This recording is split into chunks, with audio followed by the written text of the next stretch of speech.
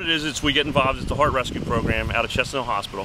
That the individual has a STEMI and a blockage in his neck, and if they get to Penn Presbyterian within 90-minute time frame, they have 35% recovery. So the fastest way down there is for them to take on a helicopter.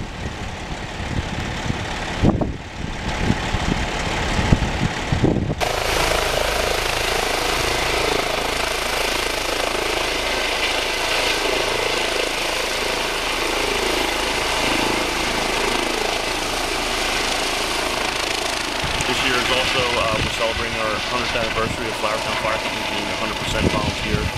Started in 1910 and still going strong today in 2010. And we're proud that we're still 100% volunteer in 100 years. Wow, that's fantastic. Congratulations. Thank you. Thanks for what you did for the community. Thank you.